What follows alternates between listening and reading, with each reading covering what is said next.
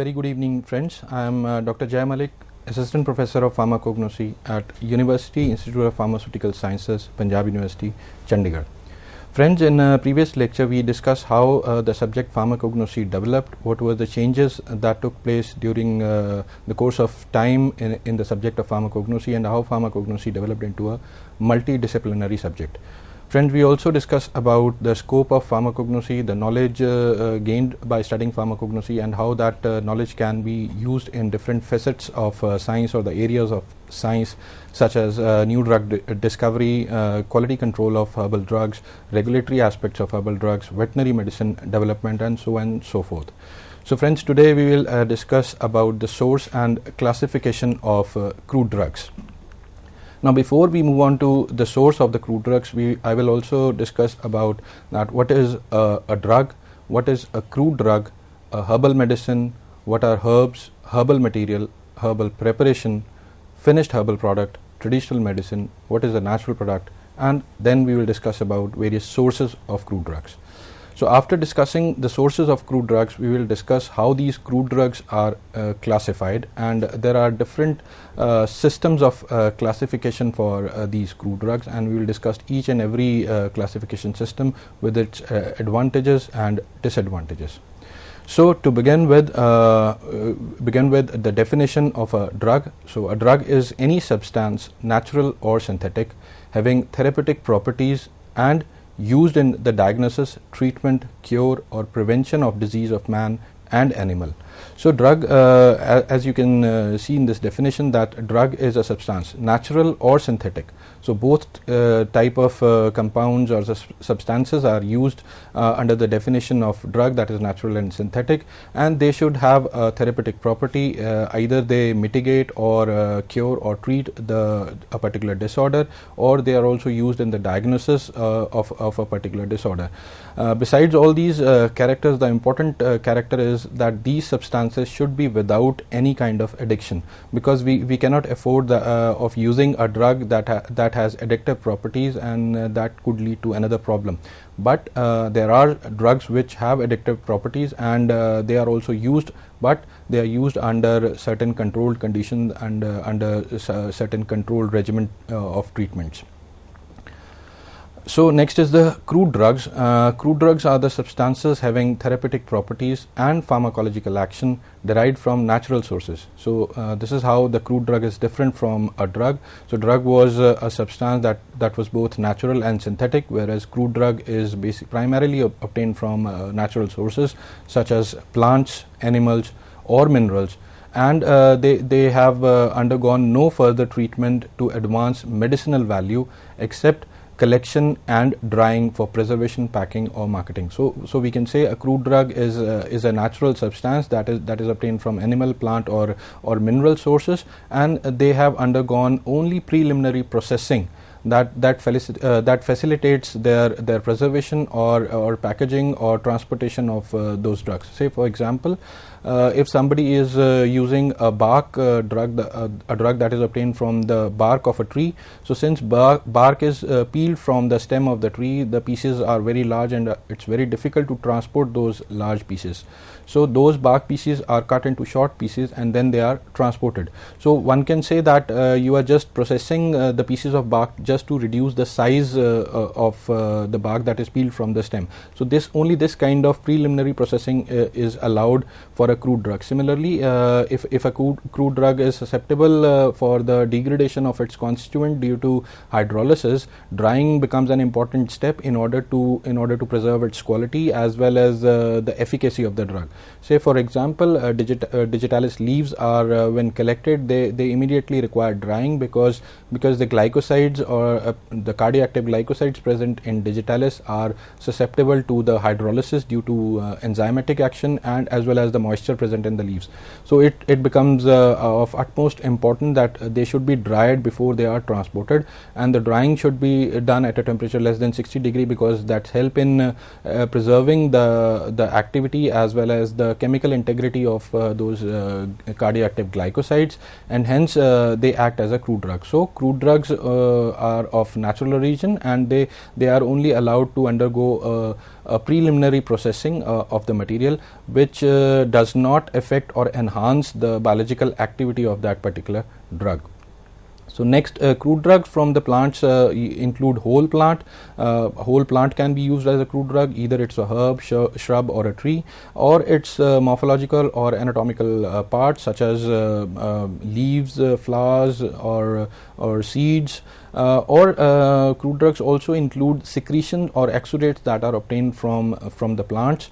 Say for example, opium. Opium is obtained as an exudate, or the latex that exudes from the poppy plant, and such agents or substances are used for cure, treatment, or diagnosis of a particular disorders.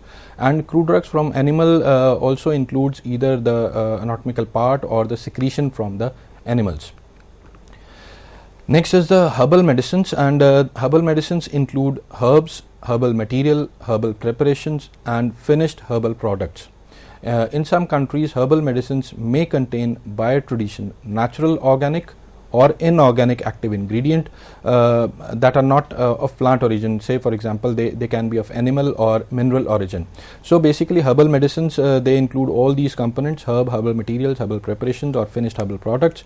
And in some countries, the inorganic or organic material that is not obtained from plants and is obtained from either animal or mineral origin is also included under the definition of herbal medicines.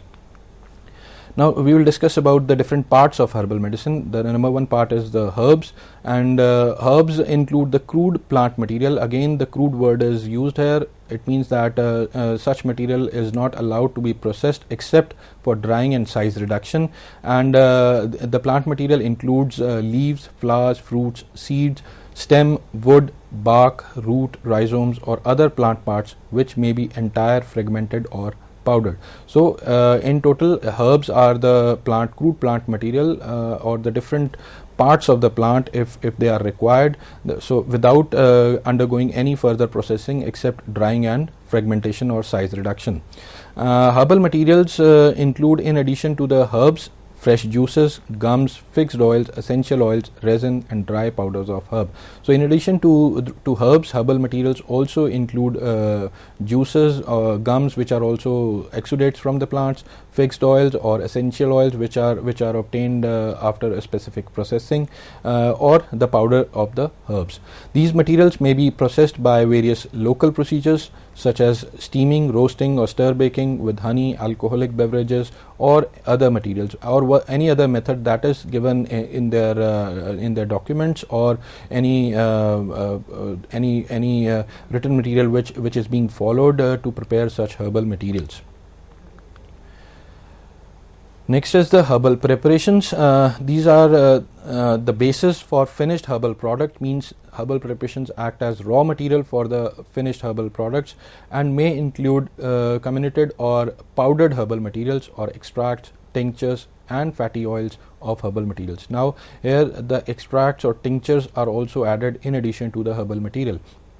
Now these extracts or tinctures are basically produced by extraction, fractionation, purification, concentration, or other physical or biological processes that are required to be followed to prepare such extracts or purified extract or purified fractions.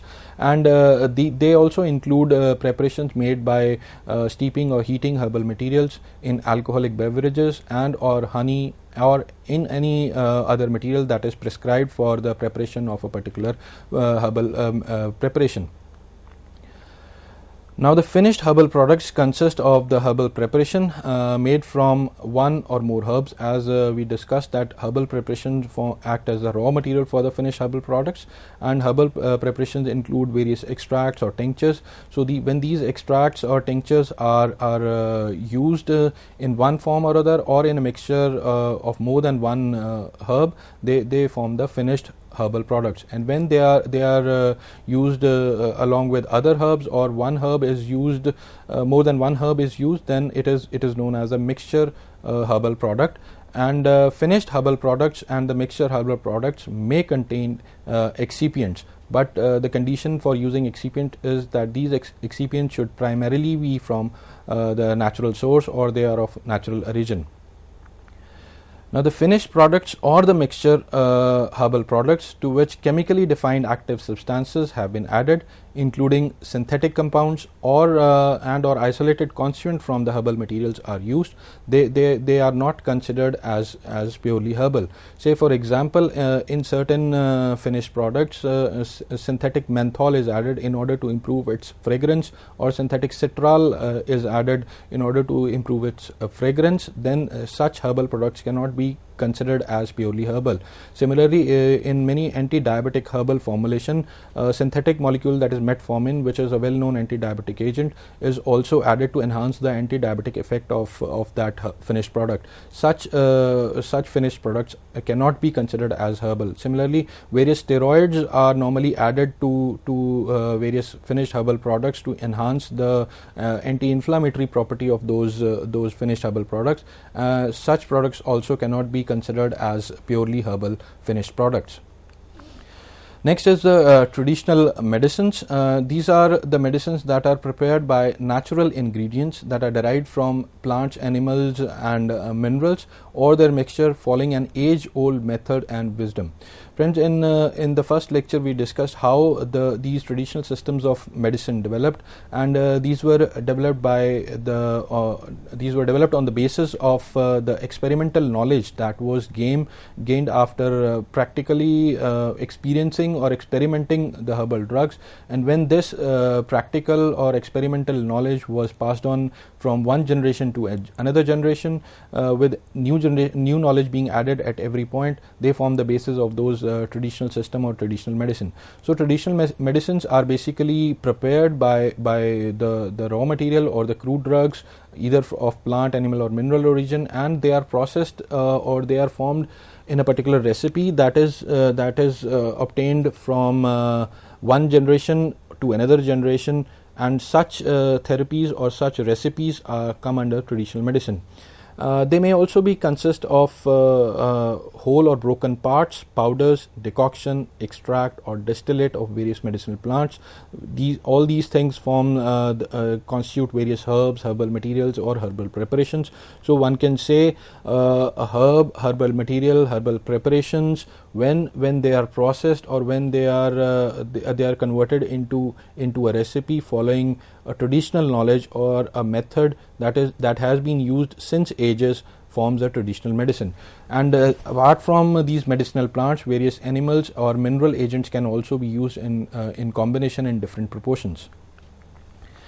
Now, according to WHO, traditional medicine is a system of medicine or treatment as the sum total of all knowledge and practices used in the diagnosis, prevention and elimination of physical, mental and social imbalance, relying exclusively on the practical experience and observation transferred from generation to generation, orally or in writing. So, in short, if we talk about traditional medicines, these are the drugs or the recipes that are used for the diagnosis, prevention or elimination of a particular disorders. And when these drugs or recipes are prepared on the basis of the methods that have been developed by the practical experience or observations, and such methods or the knowledge of these methods have been transferred from one generation to another generation, either orally or in writing. And such recipes or the systems or the drugs, they form the part of the traditional medicine. So friends, now coming on to the different sources of drugs. The drugs can be obtained either from the natural sources or synthetic sources.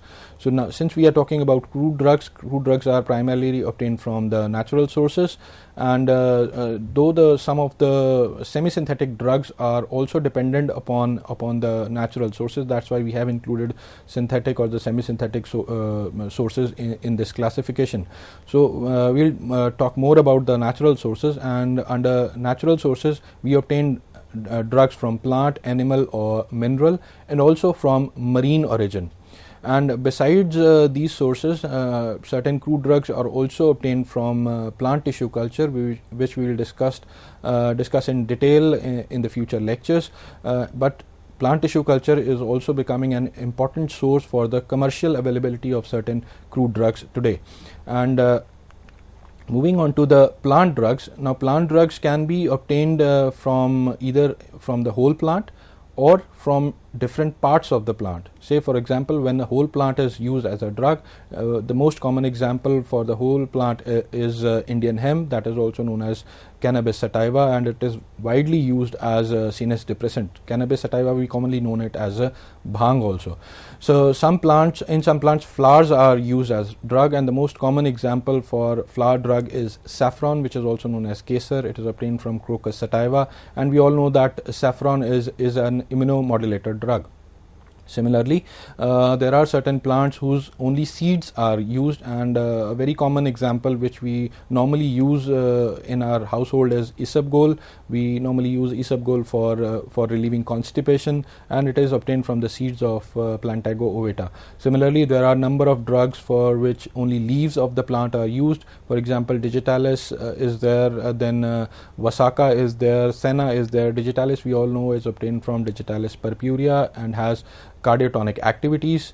Similarly, senna is obtained from different species of Cassia angustifolia and acutifolia, and it is largely used as purgative.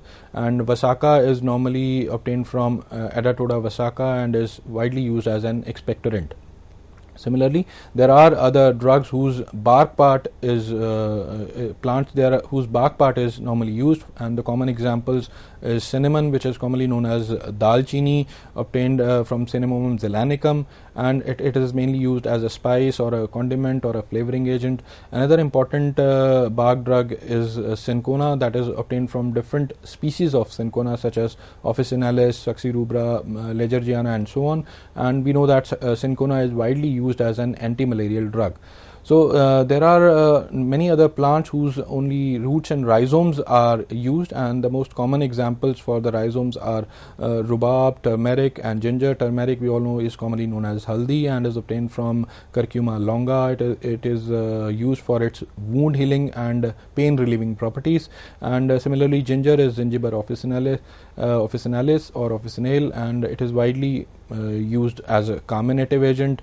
Then root drug example is Rauwolfia, which is obtained from Rauwolfia serpentina, and we all know it has anti-anxiety activity, anti-hypertensive activity. Similarly, there are number of drugs that are obtained from animals also, and the most common example of a drug that is obtained from animal origin is honey, and we all know that honey is obtained from honey bees or the hive of comb of honey bees. Honey bees normally they suck the nectar from the plants, and when this nectar get mixed with the saliva having a particular enzyme, and that enzyme helps in converting the nectar into honey. So another example is lard, which is purified fat from the abdomen of Sus scrofa, which is commonly known as pig, and it is largely used as cooking fat or in bakery items. Cantharides is another example, which is basically the dried beetle, Cantharis vesicatoria, and it is normally used for preventing skin warts and irritation. Another example is shellac, which is secretion of insect Lactifera leca, and it is largely used as a sealer in paint industry. Then wool fat, it is obtained as a secretion from sebaceous gland of Ovis aeri, that is sheep, and wool fat we all know is largely used in cosmetic preparations or as an ointment base and emollient. Gelatin is another common example of the drugs obtained from animals, and gelatin is basically obtained from the skins, tendon, ligaments, and bones derived from normally the domestic animals such as ox, sheep, or pig. And gelatin is widely used as a stabilizing, thickening, or texturing or emulsifying agent, and gelatin is also used in the preparation of capsules for encapsulation of various drugs. Now, next is coming on to the mineral drugs of mineral origin, and the most common example of mineral drug is Shilajit, and we all know Shilajit is used as an immunomodulator, and it is a semi-solid substance that is formed in rocks by degradation of organic matter, and this organic matter primarily comes from the plants, and those plants which get entangled between the rocks, and they gradually start degrading, and that lead to the formation of this semi-solid substance known as Shilajit. Another example of mineral drug is bentonite, which is a mineral deposit formed by the volcanic ash, and it is largely used as detoxifying agent and antidiarrheal agent, and is also used in cosmetics. So the next important source or the upcoming source for crude drugs are the marine sources or the sea, where large number of plants or the marine organisms are used as a source of drugs. And various examples of the marine drugs are bryostatin, which is obtained from the sponge Bugula neretina, and it is largely used as an anti-cancer drug. And recently its phase 2 clinical trials are under process for its treatment of dementia, especially Alzheimer's disease.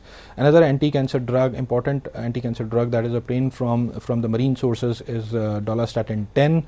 Apart from dolastatin 10, Fucoidan is another polysaccharide agent that is obtained from the species of brown algae or brown seaweed, and Fucoidan is largely used as a dietary supplement, but recently its clinical trials for its anti-cancer activities are under process, and who knows that Fucoidan can also turn into a potent anti-cancer drug. So we saw that marine sources also act as important source for crude drugs. Next are the semi-synthetic drugs. Now the semi-synthetic drugs are the drugs in which the natural compound or the natural substance is basically chemically modified in order to improve its efficacy, its absorption, its stability, or we can say that the chemical modification helps in improving the pharmacokinetic properties of that molecule. And examples are etoposide or teniposide, and these are the semi-synthetic derivatives of podophyllitoxin, and podophyllitoxin is a substance that is obtained from Podophyllum peltatum or Podophyllum hexandrum. Peltatum is known as American podophyllum and hexandrum is known as Indian podophyllum, and we know that podophyllitoxin is well known for its anti-cancer activity. Similarly, vindesin and vinorelbin are the semi-synthetic derivatives of well-established, well-known anti-cancer compounds of natural origin, that is vincristine and vinblastin, and we know that these are obtained from Catharanthus roseus, which is commonly known as Sadabahar. Another example of semi-synthetic drug is artesunate or artemether, which is a semi-synthetic derivative of artemisinin that is obtained from Artemisia annua, and Artemisia annua is primarily known for its anti-malarial activity. Now, besides semi-synthetic derivatives, we also get drugs from synthetic sources, which are altogether produced by chemical synthesis. And the common examples are diclofenac, which we normally take as a pain reliever or antipyretic agent, pantoprazole, which is normally as an anti-acid agent, or nimesulide as a painkiller. So all these are the purely chemical synthetic compounds that are of synthetic origin. So friends, and next we will discuss about the classification, how these crude drugs are classified and what are the various systems of classifications. Thank you.